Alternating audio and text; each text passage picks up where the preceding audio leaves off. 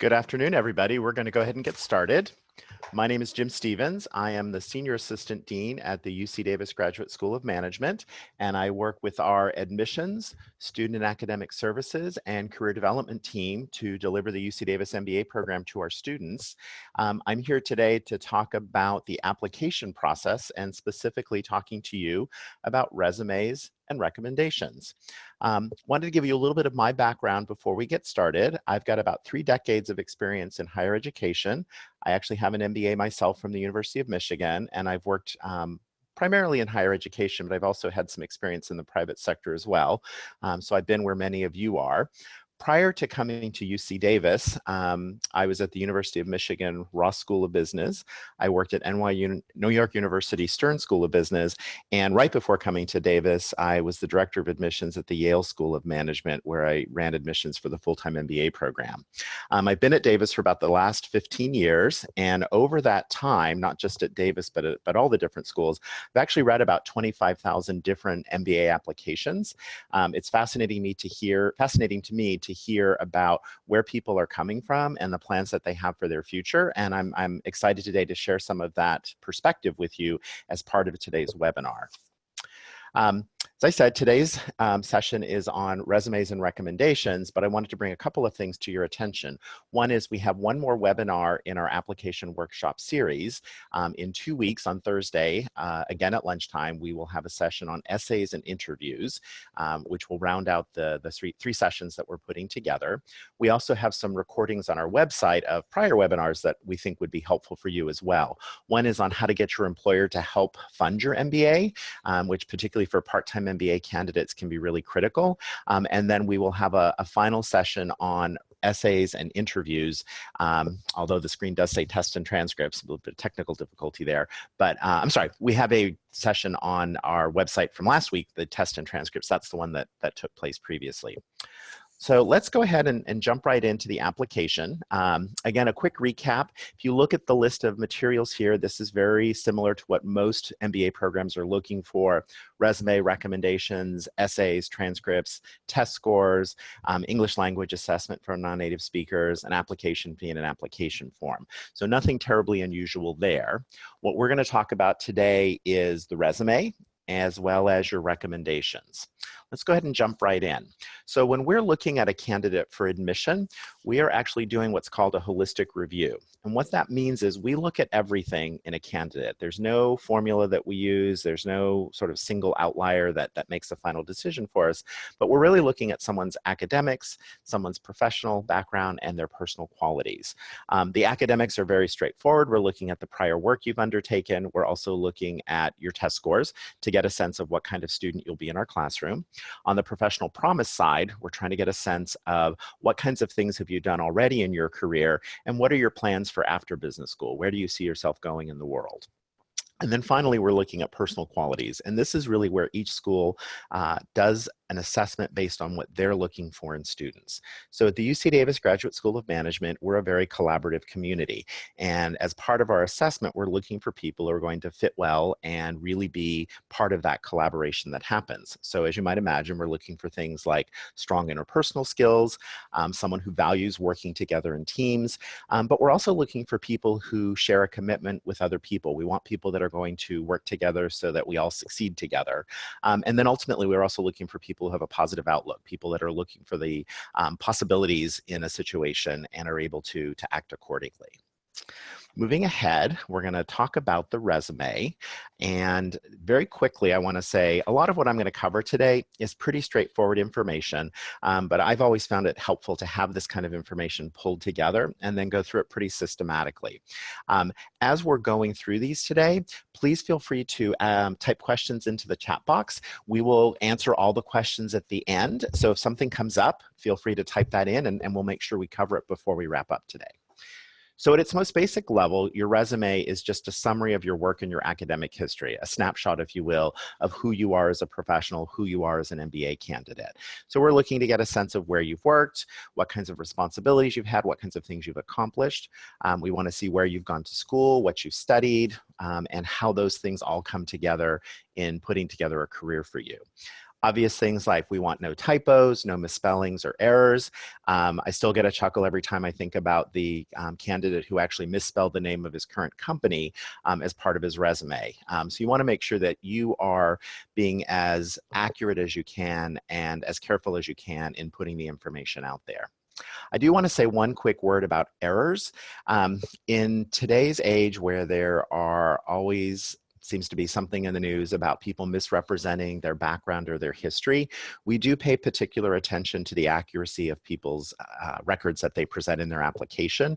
So I do want to make sure, take that extra step to make sure that, for example, your dates of employment, the actual name of your major from your undergraduate institution, make sure those things are accurate. It's important that you present yourself accurately to us because we're going to have you join our community. We want to make sure that you're representing yourself accurately to the people that are engaging with our community.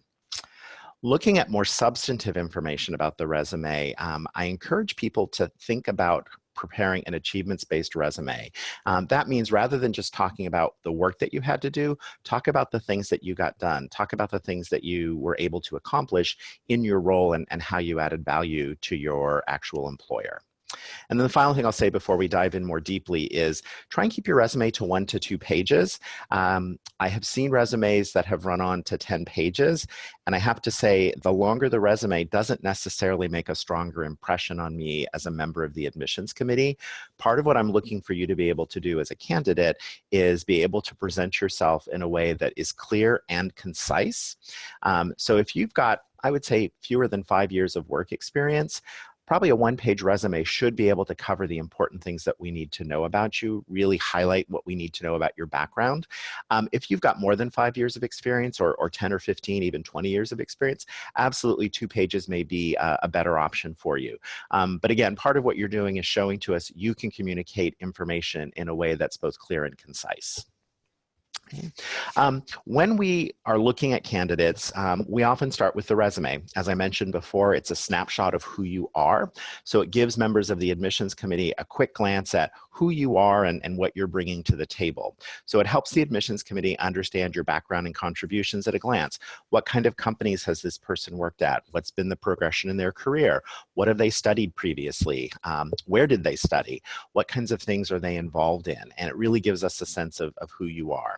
When you're putting that together, make sure you include things like promotions, recognitions, and awards. We want to be able to see very quickly these are important things to you so that we understand where you're coming from as a candidate. I would encourage you, and I have seen this, I would encourage you not to include information that predates college. And I would say once you have graduated from college, if you've been out for at least 3 or 4 years, at that point, some of those recognitions that you received in college become a little less relevant, and we want to see more about what you've done since completing your undergraduate degree. So there's some judgment involved in your part about what to include and what not to include, but again, keeping in mind that we are trying to get a snapshot of who you are as a professional. So when you're putting your application together, we mentioned earlier that you want to have an accomplishments-based approach rather than a responsibilities-based approach. So whenever possible, you want to quantify those achievements. Could be something very simple like you proposed a new process to increase efficiency 30%, and that resulted in $200,000 in savings. Could be something more modest where you increase sales year over year by 3%, and there was an additional $20,000 in revenue. It could be that you reduce cycle time. In other words, in a process that used to take 2 weeks, you were able to get it down to 7 days.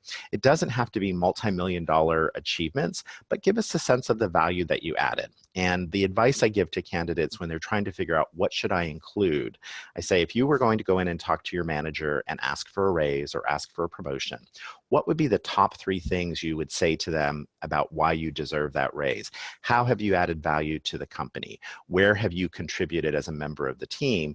What's going to be your legacy? What is it that you've done that people will value after you've left?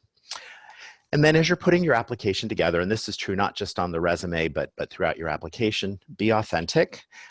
What admissions committees are really looking for is your authentic self. There's no particular resume that we're looking for that will guarantee admission for someone, but by you making sure that you represent yourself fully and accurately, that's going to really give us a good sense of who you are and help us make a decision about, is this person going to be a good fit for our program? Because that's what we want, and we know that's what you want as well. And then obviously putting your best foot forward, making sure that as you think about things that you're doing, focus on the positive, focus on the contributions, focus on the things, again, that if you were talking to your manager about an opportunity, a promotion, a raise, what would be those things that you would want to talk about? And the last point I'll make very generally about the resume is use the supplemental essay. We have a third essay where you can include information. Use that supplemental essay to let us know about things that maybe don't appear in the resume, but you think are important for us to know. I think what we most typically see are people who want to explain a gap in their work experience. Maybe there was a 6-month period where one position ended and it took a little bit of time to secure a new position, or it may be that you took time off to care for a family member. These are much more typical than they used to be. And when I first started in this business several decades ago, a gap in your resume was a serious concern for the admissions committee.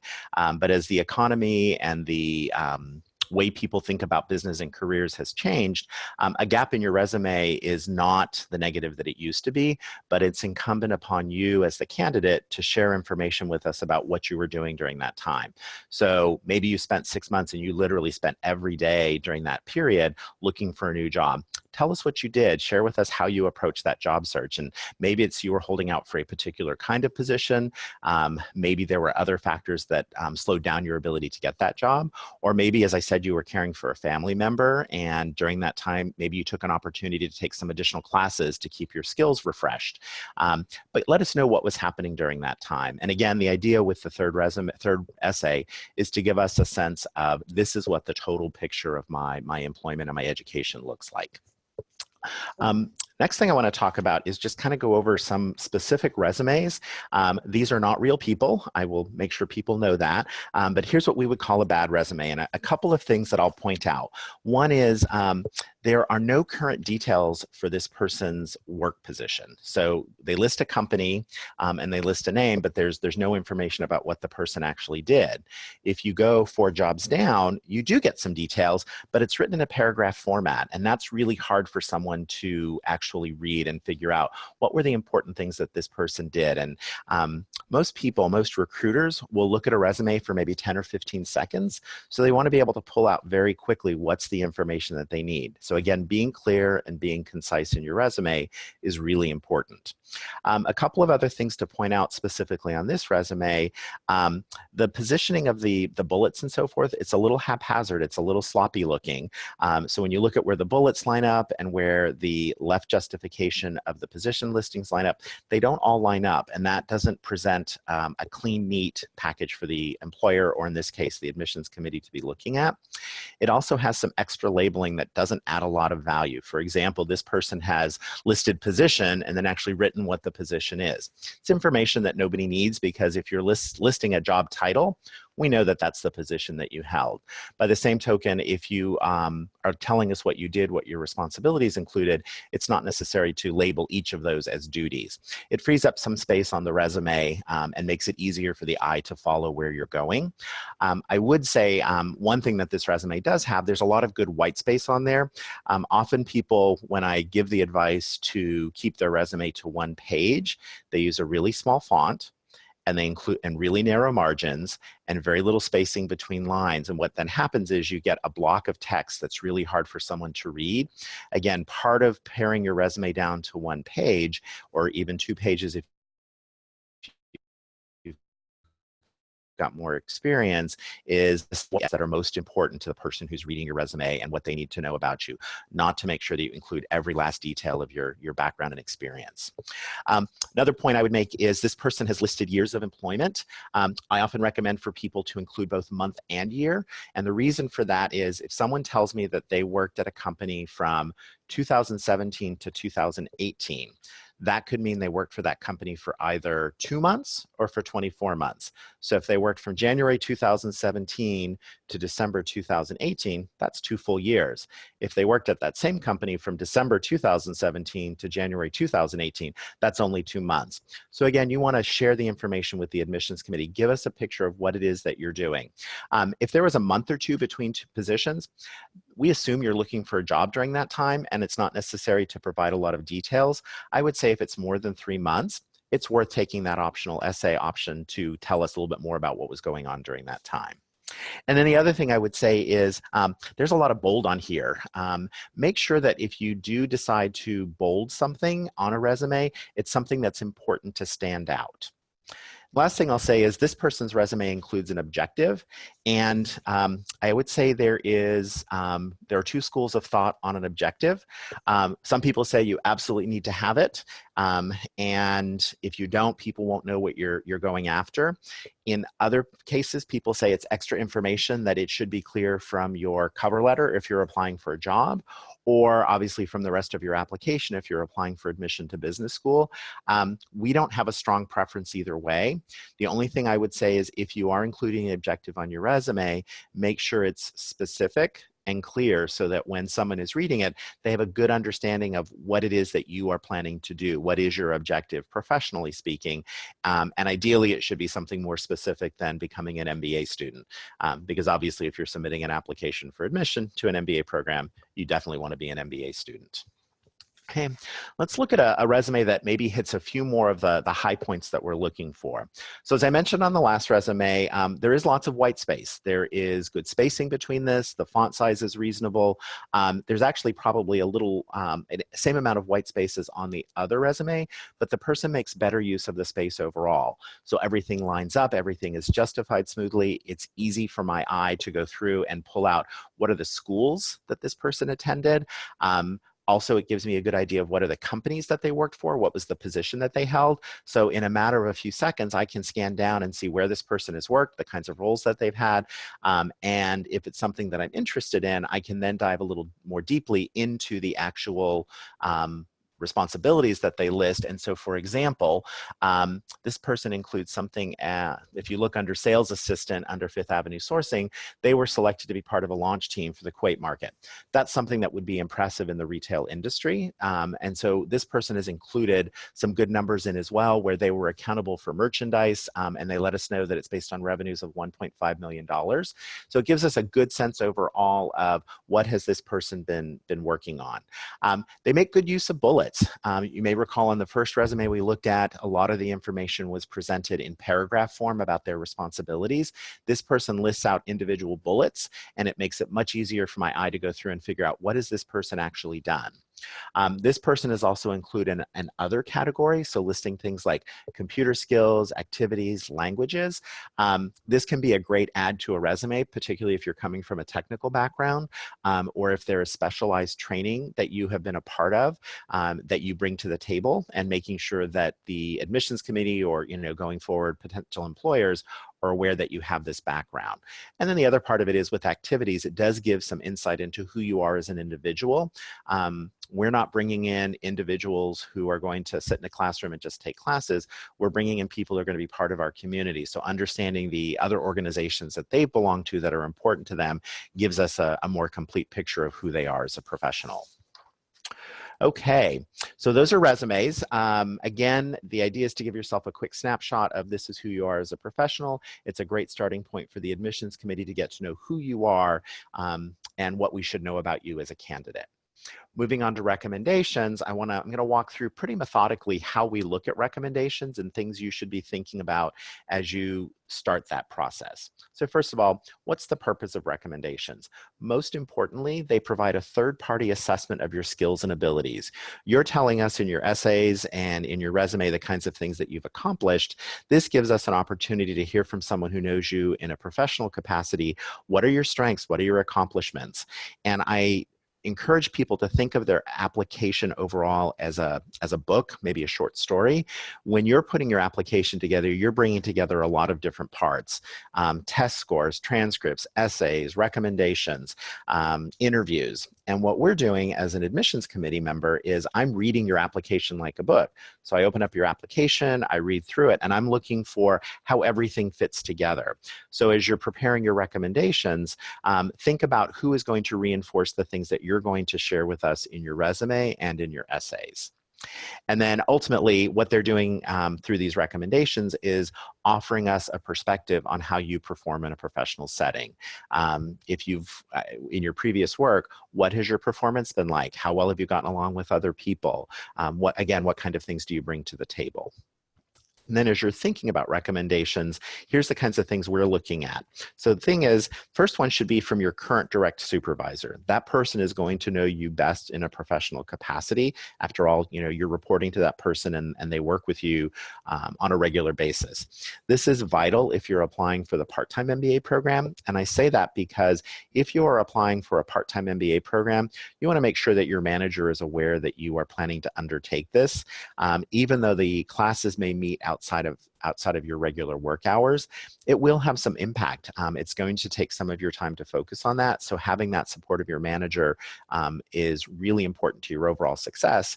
And as you'll see in the other webinar that we offer, there may be some possibility of your employer providing some financial support. It's ideal if you're applying for a full-time MBA program to have something from your direct supervisor. However, we do understand that if you are working full-time and you are thinking about going back to school, there is that possibility you may not want to tip your hand to your company that you're planning to leave. So if that's not possible, you may want to think about getting a recommendation from a prior manager. You may want to think about getting a recommendation from someone else who knows you in the company, who will be able to keep your plans confidential. For your second recommendation, there are a lot of opportunities or a lot of possibilities that are out there. Again, we want it to come from a professional, someone who knows you in that work setting. So again, a prior manager, another current manager, maybe you have a team lead. If you work with the public, if you have a client who knows your work pretty well, that would be great. You could also get something from a colleague, and I would encourage you to look for a more senior colleague, someone who has some perspective that they can offer to the admissions committee. We do recommend that people avoid academic recommendations, and that is specific to UC Davis. There are some MBA programs that will also specifically ask you for an academic recommendation. The reason we prefer professional recommendations is that they address things that we don't have information about from other parts of your application. So we know what kind of a student you are. We have your transcripts. We have an idea of your academic aptitude from the test scores that we get. And typically, most of the recommendations from an academic source that we get from a professor tend to say things like, Jim Stevens was a student in my class. He was a good student. He got an A. Those don't actually add a lot of information. They don't typically add a lot of information beyond that. So again, if you are looking at your second recommender, another professional recommendation is very helpful. One other source that I didn't mention is if you are active in your community and you hold, for example, a leadership role in a community organization, absolutely a recommendation from someone who knows you in that capacity can be helpful as well. Okay. How do we actually use the recommendations? So much like I mentioned before, we read your application. So we look at both the ratings that you're given, and I'll talk about these categories in just a moment, but we also read the answers to the questions that we ask. There are very specific things we want to know about people.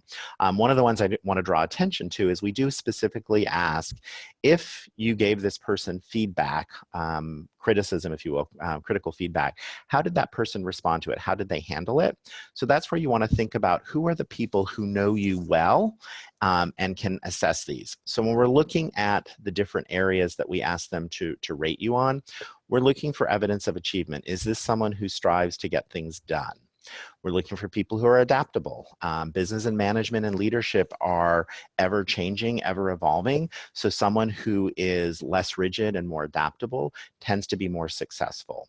Obviously, having communication skills is critical. We're looking at both your spoken communication skills as well as your written communication skills. And we're looking again for someone who's assessed you in the workplace. I've mentioned before, and I'm sure you'll hear me say it again, but collaboration is a really important part of who we are as a community. So people who can work together with others and beyond that, prefer working in a team environment are the kind of people that we're looking for in our program. We also want people who are focused on developing others. So we're looking for people that are part of a community and understand the value in not just their own development, but helping others to be successful. initiative. In some ways you might say, well, obviously if someone's pursuing a graduate degree, they're showing initiative, but we'd really like to get a sense of what does your initiative look like in the workplace. Leadership is absolutely critical. We focus on a collaborative leadership model, but for us, what we're looking for are people who are not afraid to step forward and help move things along, help get things accomplished. People who are able to instill enough trust in other people to be able to have them follow. Problem solving is also important. We will equip you with an amazing set of skills and tools when you finish the program, but intrinsically, you need to be focused on being able to solve problems as they come up, because obviously we can't give you the answers to everything while you're here, but we can help you develop your problem solving skills as part of that. Again, you probably could guess this, but respect is very important to us as a community. We are looking for people who respect others and respect themselves. We're looking for people with a high degree of self-awareness. As we have formulated our leadership approach here at the Graduate School of Management, self-awareness is a foundational part of that. So we're looking for people who have a good sense of themselves and are open to making themselves better. Being able to think strategically, and we will certainly train you in how that works, but someone who has a strategic mindset tends to do really well in our program, so we're looking for that as well. And then finally, trustworthiness.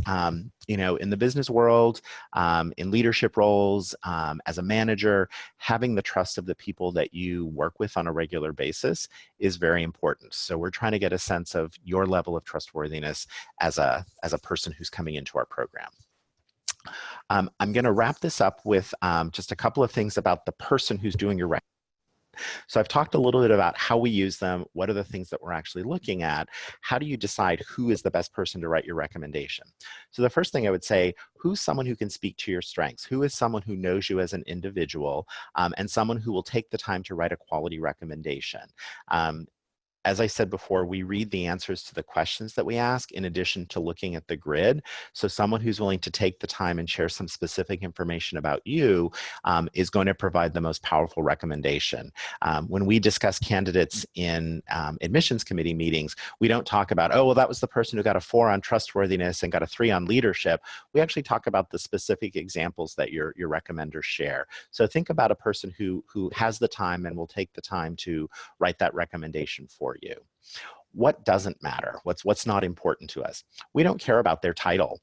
I would rather have a recommendation from a frontline manager who knows you really well than from the CEO of your company who's met you a few times at company events and has maybe ridden up the elevator with you on the way to work in the morning. So it really is someone, it's less about the title that they hold and more about what they know about you and can share with us. Some people are a little concerned, and we get this question occasionally like, you know, my manager's not a very good writer, and I just don't think they're going to write a very good recommendation because of that. You should know we don't judge your recommendation based on how well your recommender writes. You want to make sure that they're able to include the content, but really beyond that, it's really more a question of what are they telling us about you rather than the words that they're using to do that. And then certainly who they know is not important. I occasionally will get questions from someone who says, hey, I know someone who knows this person, and should I get them to write your recommendation because I know they're really important to UC Davis? And the answer to that is no. Again, it's really more about them knowing you rather than who they know elsewhere. Okay. And the last thing I want to talk about before we wrap up on today's session is I'm going to talk about preparing your recommenders. I think one of the common mistakes that people make that is actually really to fix is they shoot off a quick email to the person they want to have do their recommendation. Say, hey, I'm applying to business school. Will you write me a recommendation? And certainly most people will say yes. I think it's relatively rare that someone says, no, I won't write a recommendation for you. But I will say a couple of things when you're making that ask. One, in person is best. So I usually say, invite that person out. Hey, can I get you a cup of coffee? There's something I want to talk to you about. And then when you're someplace maybe away from the office where you have an opportunity to sit down and really talk to them about what you're planning to do and how they can help you be a part of that. So for example, let them know, why are you pursuing an MBA? What is it that's motivating you to take this step in your career? How will this MBA help you in your career, and how will it help you in your current role? What's your vision for your role in the company? This is especially important if you are talking to someone in your current company and you are planning to stay with the company longer term. We have a lot of our part-time MBA students who choose to pursue an MBA because they see opportunities within their company, but want that additional education and background to be ready for it. So think about where is it that you see where you see yourself wanting to go. And then subtly throughout that, remind them of your strengths. And then, as we talked about before, quantify them. So, for example, when I'm talking with a person about a recommendation, I usually ask them, what is it that you're looking for? What are the kinds of things that you are hoping I will highlight in your application, in this recommendation that I'm preparing for you? Again, going back to that idea that as an admissions committee member, I'm reading your application like a story. You want to make sure that all the parts come together. So if you talk about a particular accomplishment in your essays and your recommender mentions that in the recommendation, that strengthens your overall case as a candidate for the program because it reinforces those things that you want to have reinforced. And then help them to help you. So give them materials to work with. So walk them through the recommendation process. Let them know that you will be submitting their name and contact information. They'll get an automated email. Always remind them of spam filters. Those things happen, but let them know what will happen and that they would then fill out the recommendation and have an opportunity to submit it on your behalf. One thing that a lot of people don't know is that although the recommendation form has specific questions that we ask you to answer, it's entirely possible and completely acceptable if your recommender would rather submit a letter of recommendation and attach that to the recommendation form rather than filling out each of the boxes on the recommendation form. So there's a couple of things that you can share with them that might make the process a little easier for them. And then the second thing is provide them a copy of your accomplishment-based resume. Remind them of the great things that you've done. I work with a lot of people and I know they've done amazing things, but when someone shares with me, by the way, here's a snapshot of my background, that's really helpful to me as a recommender and helps me to write a better recommendation for them, helps me to be specific. And then the last thing I would say is share with them maybe that first essay where you talk about why you want to get a business school degree, what it is that you plan to do afterwards. By giving them that context and letting them know what you're planning to do, it can help them tailor what they say about you in that recommendation. So sharing some specific examples of your past experience, things that you want to highlight or plan to talk about in your application, gives them some good context as well. And then the final thing I would say is keep them updated. They've taken the time and effort to make sure that your recommendation goes in. So when you talk to them and they say, yes, I would be willing to write a recommendation, just send them a quick note saying, hey, thank you so much for agreeing to do this. Here's the information that we talked about. Please let me know if you have any questions. When the recommendation itself gets submitted, send them a thank you note. And I always encourage handwritten notes. Email is everywhere and it's very quick and easy. But if you take the time to write a handwritten note, that will make an impression on your recommender that will last you much beyond the actual application process. So just send them a quick note saying, thank you for taking the time to do this. And then when you hear from business schools, when you get those offers of admission, let them know, hey, I'm so excited. I got into UC Davis. I'm starting this fall. Thank you again for all your help in making that happen. They want to be a part of that for you. They want to make sure that you are successful. And honestly, they'll get a little bit of a thrill because they helped you reach this goal in your life. And they will become an even tighter part of your network going forward. So the last thing I want to say about recommenders and the asks that you would do, you know who the people are that you're working with. You know what they know about you. You probably have a really good idea of what they think of you. When you may ask someone to write a letter of recommendation for you, you want to make sure that they are going to put the time and effort in, and you also want to make sure they're going to give you a good recommendation. So when you're asking them to write a recommendation for you, I would phrase it something along the lines of, hey, I'm applying to business school. I really appreciate what you've done for me, how we've worked together. I was hoping you could write a letter of recommendation for me. Would that be possible, or should I ask someone else? And using phrasing like that removes any awkwardness and gives them a graceful way to say, you know what, I really don't think I can. And that's good information for you. I do remain surprised over the time that I have read applications, the number of bad recommendations that I get for people who presumably should have known that their recommender was not going to give them a good recommendation. So it's perfectly okay to, as part of that conversation, asking for them to be a recommender, to say to them, I'm looking for this, are you able to do this? And just being very matter of fact about it. And if they say no, be very gracious and say, well, thank you very much for considering that. And, you know, I look forward to staying in touch with you. Last thing I want to say as far as who not to ask for a recommendation, beyond your professors, don't ask your parents, don't ask your siblings, certainly don't ask your in-laws, but family members should not be writing recommendations for you. Even if it's a great recommendation, even if you're working in a family business, it's hard to consider them objective when this is someone to whom you're related. The other person I would recommend avoiding is a family friend who is really successful in business. Every year we get recommendations from candidates who their next door neighbor is very successful in business, and you know, she watched this candidate grow up from when they were a little kid, and they just know they would be great in business. If you worked for that person, if you did a summer internship or something like that, that can be useful. But if the only way this person knows you is through that personal relationship as a neighbor, that's not going to have a lot of credibility with the admissions committee, and you'd be much better served by requesting a recommendation from someone who knows you in a professional context. Last thing I want to say is give your recommenders enough time. You want to make sure that they have the time to put the recommendation together for you. Obviously, the additional information that you give them will give them some foundation, but you want to make sure that they have enough time to put together a thoughtful recommendation so that you don't feel rushed and you don't feel nervous about meeting the application deadlines, and they don't feel rushed and put upon to get a recommendation in.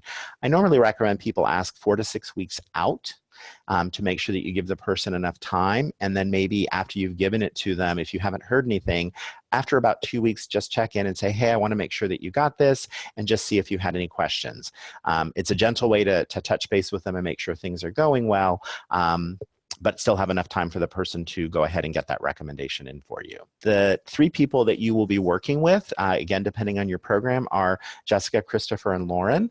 They are all experts in their area, so they have worked with hundreds of applicants over the years. They know our programs inside and out, so they can either answer your questions in most cases or put you in touch with the person who can answer that. And then absolutely any questions about the application process itself, they would definitely be able to answer those questions for you.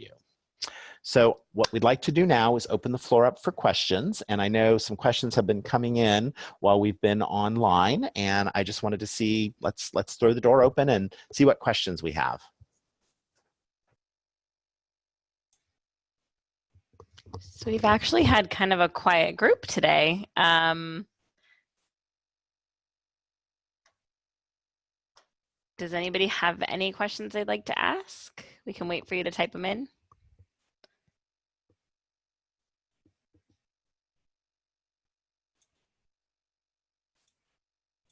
Oh, somebody has one. We'll wait for you to.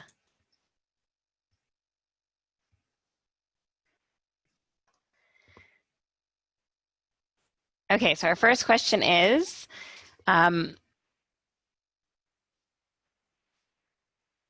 when does the mail to recommenders get triggered? Post-submission or during saving the names of the recommenders?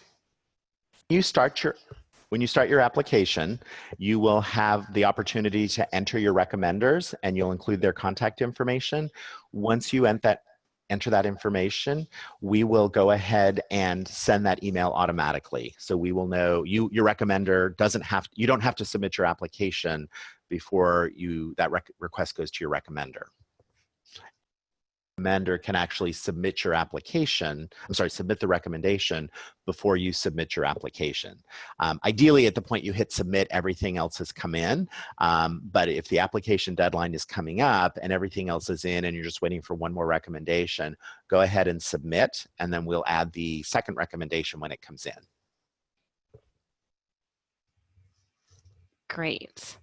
So one other question that the associate directors get quite a bit is, my recommendation is not going through and I have tried everything. Who should I contact about it? That would be your associate director. And sometimes there are technical difficulties. We use email as the communication method for reaching out to recommenders. They then log on to our online system to submit the recommendation.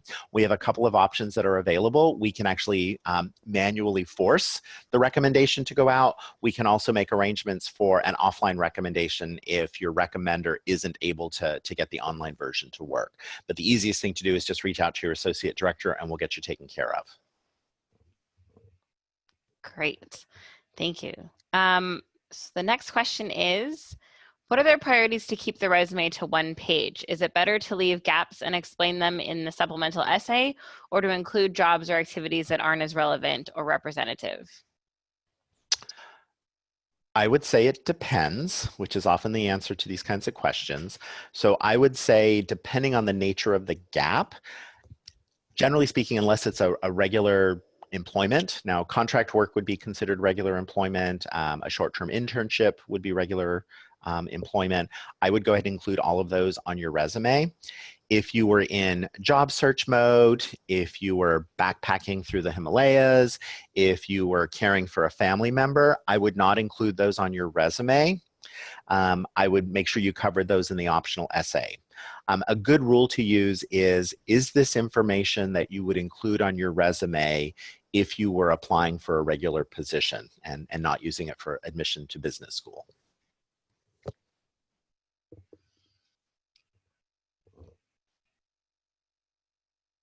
Perfect.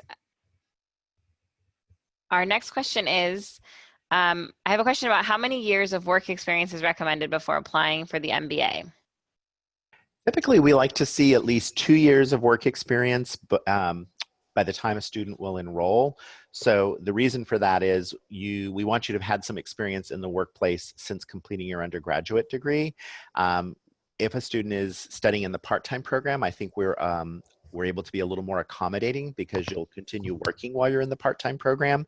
For our full-time program, it's more typically at least 2 to 3 years of experience because you will typically stop working while you're in the full-time program and then do an internship between your first and second year and then be looking for that career position afterwards. Great, thank you.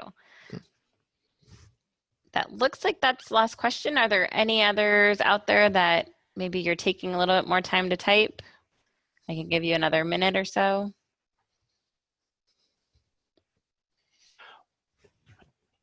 So what I will do now is I'm going to move to the next slide, but if you have other questions before we wrap up today, by all means, feel free to type it into the chat box and we will answer it before we close out here. So I want to talk about next steps and what that looks like. So the next thing, if you would like to access the $125 application fee waiver, make sure you start your application by April 23rd. And just so that you know, it's a pretty simple process. It takes about 5 minutes to start the application. And then shoot a quick email to, again, Christopher, Jessica, or Lauren, and they will put the application fee waiver in your application. The second thing you can do is schedule a consultation. So we've covered a lot of broad information today, and the other webinars that we're doing about the application will also cover information broadly. But again, Jessica, Christopher, and Lauren can sit down with you and really help walk you through what does this look like for you as an individual. We recognize that an MBA is a significant investment of both your time and resources, and we're ready to sit down with you and walk you through what does that look like, answer any specific questions you might have. We also have a number of events that are coming up, and you can see at the bottom, we've got gsm.ucdavis.edu/calendar. We would invite you to come to an event and kind of get to know our community. We think it's a group of amazing people, and we would like to show them off to you. And last thing I'd like to invite you to do is come and visit a class. You would be spending an awful lot of time in class as a student in our program, and there's no better way to get a feel for what that would be like than to actually come and visit a class. And again, you can access that through that same website that's below. Couple of quick reminders. Our next application deadline is next week. So if you are in the wrap-up process of your application, I look forward to seeing your application really soon. Our next deadline after that is May 22nd. So there is still plenty of time to put that together for you. We did get one last question, Jim. That is, if I don't have experiences in business, how do I write the resume? That's a great question. And actually, I was at an event last night that we hosted in Roseville for prospective MBA students, and I got a similar question from someone who's not in a traditional business role. First thing I want to share with you is that most people that are coming into business school don't have an undergraduate degree in business. And in fact, the MBA was designed for people who don't have an undergraduate degree in business, but have worked in other fields to be able to get that experience. So if you have if you've not been working in business before coming in, that's okay too. I would actually say, because of the kind of community that we offer, we have a lot of what are non-traditional MBA types coming into our program. So they might be coming from retail, from science, they could be coming from engineering, they could be coming from the entertainment industry, the energy industry, fields where you don't typically think of a business person coming from. What we really want to know is, what are your dates of employment? That's the most basic. The name of the organization where you worked, and what was the position that you held?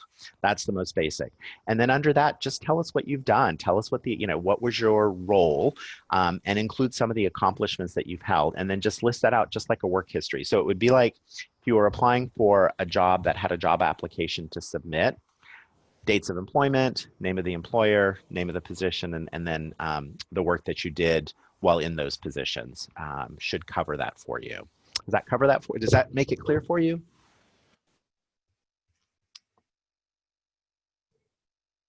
I believe so.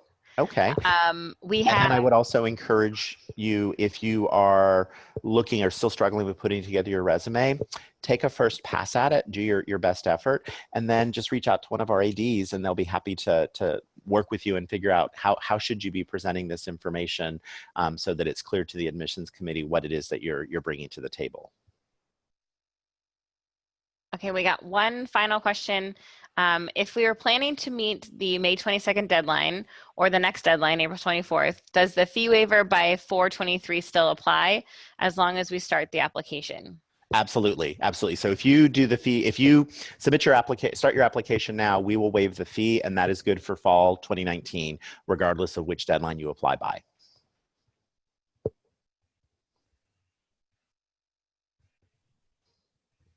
Well, everyone, thank you so much for joining us today.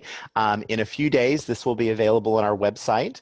I again want to invite you to join us for our final application webinar on May 2nd, same time, same place, where we will talk about essays and interviews. And essays and interviews are particularly fun because it's your chance to tell your story. And I really enjoy sharing with people, this is how you can present yourself so that you're a compelling candidate for the admissions committee.